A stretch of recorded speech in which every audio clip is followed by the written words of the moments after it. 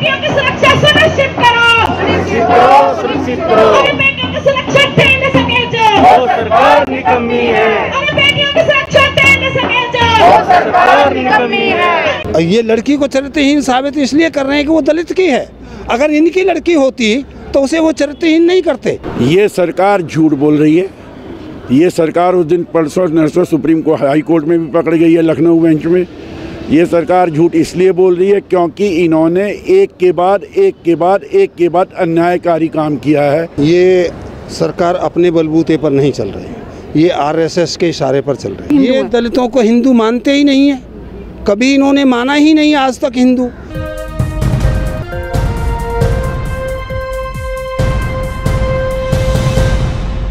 Communist party के secretary इस वक्त मेरे साथ मौजूद हैं, यहाँ पे धरना प्रदर्शन के लिए मौजूद हुए थे हाथरस कांड को लेकर। सर, सबसे पहले आपसे पूछना चाहूँगी, जो आप धरना प्रदर्शन कर रहे हैं उसका कोई फ़ायदा दिख रहा है आपको? फ़ायदा तो ये इसलिए दिख रहा है कि हमारे आंदोलनों के आधार पर ही जो इलाहाबाद हाई कोर्ट की जो लखनऊ बेंच है उसने इसका स्वतः संज्ञान लिया और 3 घंटे उसी एडीजी प्रशांत कुमार, उसी डिस्ट्रिक्ट मजिस्ट्रेट, उसी एसएचओ, उसी एडिशनल सेक्रेटरी होम की घिग्गी बंदी रही वहाँ पे और वो एक प्रश्न का जवाब नहीं दे पाए कि उन्होंने कैसे झूठ बोला कि रेप नहीं हुआ। उन्होंने रात को 2:45 बजे मिट्टी का तेल डाल के लाश बिना परिवार की इजाज़त के क्यों जलाई। उन्होंने उसके भाई के कॉल डिटेल्स क्यों निकाले, जबकि कॉल डिटेल्स तो डीएम के, एसपी के, एडीजी के, डीजी के, डीजीपी के, होम सेक्रेटरी यूपी के और चीफ मिनिस्टर सबके मिलने चाहिए कि कौन सी ऐसी बात थी कि उस लाश को सफदरजंग हॉस्पिटल से ले जाके उसके घर नहीं ले जाने दिया। वैसे ही ये बात करते हैं हिंदू धर्म की, और हिंदू धर्म में ये रूल है कि जिसकी भी मृत्यु होगी एक बार वो घर के आंगन में जरूर जाएगी लाश, तभी उसका दाह संस्कार किया जा सकता है। और इन्होंने ये दाह संस्कार नहीं किया, ये तो ऐसे जला दी जैसे कोई लावारिस लाश थी और बदतमीजी की है। बच्ची के परिवार और बच्ची को न्याय देने की बजाय अन्याय दिया जा रहा है। हमारा ये मानना है कि सर्वोच्च न्यायालय के सिटिंग जज की तहत इस जांच की निगरानी में ये जांच होनी चाहिए। लेकिन सर, अब जो लड़की है उसको चरित्रहीन साबित करने पर तुली है सरकार, क्योंकि जैसे तथ्य सामने आ रहे हैं और जैसी सरकार जांच कर रही है उसमें यही आ रहा है कि लड़की का चक्कर था, माँ ने उसी को मार दिया खुद। तो इससे क्या समझते हैं आप? ये सरकार झूठ बोल रही है। ये सरकार उस दिन परसों नरसों सुप्रीम कोर्ट हाई कोर्ट में भी पकड़ गई है, लखनऊ बेंच में।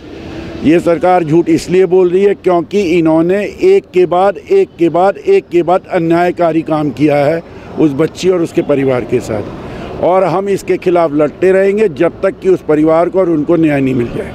उनकी बुआ का भी बयान आया। बुआ ने कहा कि वैसे तो ये हमसे बहुत छुआछात करते हैं, गांव में वो 4 या 6 ही परिवार हैं जो आपस में रिश्तेदार हैं। 15 परिवार। हाँ, तो ये हमसे छुआछात करते हैं, लेकिन हमारी बच्ची से रेप के टाइम इन्हें ये एहसास नहीं हुआ कि ये दलित है या फिर।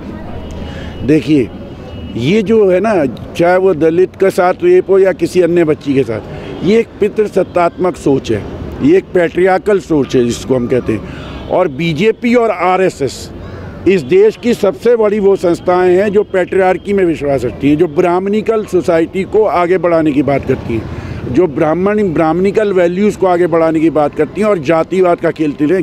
गंदा जिसको हम कहते हैं वर्णाश्रम सिस्टम, वर्ण व्यवस्था को आगे बढ़ाती है, और उस वर्ण व्यवस्था को जो भोंडी वर्ण व्यवस्था है जिसमें दलितों को गांव के बाहर की ओर रहना होगा, उनका घर का आंगन का मुंह पूरब की ओर नहीं होगा, समझ रहे हो, वो उस कुएं से पानी नहीं भर सकते जहाँ पे आम का आम भर रहा है, वो उस रास्ते पे चल नहीं सकते, वो उनके सामने ऊंचे नहीं बैठ सकते, वो चाय का गिलास अपने आप लाएं। हमें इस पे हमला करने के लिए आम जनता और बच्चों में वैज्ञानिक सोच बढ़ानी चाहिए, और बीजेपी और आरएसएस एजुकेशन पॉलिसी में वो चीज़ें ला रही है जो वैज्ञानिक सोच को आगे बढ़ाना तो दूर रहा, जो बनी हुई है उसको भी ख़त्म कर देंगे। देखिए, जिस तरीके से हमारे इन बड़े भाई साहब ने कहा है, आज हमारे देश में जो है हर पार्टी कहती है डेवलपमेंट की बात करती है। जब जो है डेवलपमेंट की बात करती है तो इन जो है जिन्हें आप दलित कहते हो, इनका भी तो डेवलपमेंट होना चाहिए। दलित, अब जो ये जैसे रेप की बात आती है, या मतलब जो है लड़कियों के साथ जो इस तरीके का हो रहा, लड़की हो या आदमी हो या मतलब किसी के साथ भी जो इस तरीके की घटना हो रही है, अपराधी जो घटना करता है वो उसकी कोई जात धर्म ईमान नहीं होता, उसे सिर्फ अपने मज़ा और अपने स्वार्थ के लिए करता है। ऐसे स्वार्थी तत्वों को, जैसे राजनीति पॉलिटिक्स है, ये जो है आपसे वोट लेती है, अपने स्वार्थ के लिए लेती है, केवल अपनी गद्दी पाने के लिए, अपनी सत्ता पे जो है अपना एक कब्जा करने के लिए।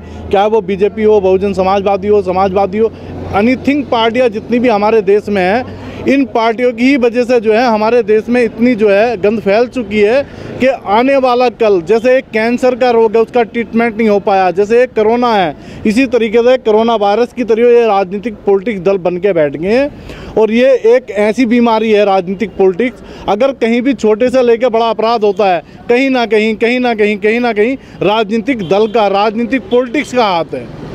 और फिर अपराधियों को इतना सपोर्ट करते हैं कि थाने में जाएंगे तो पुलिस पे दबाव बनाएंगे, कोर्ट में जाएंगे, आपने देखा है अभी ये कितने फैसले हुए हैं हमारे देश में कोर्ट के, बिल्कुल एक तरफा हुए हैं। हर आदमी को पता है कि प्रशासन कितना खराब है, पॉलिटिक्स कितनी खराब है, फिर भी हम लोग नहीं सुधर रहे।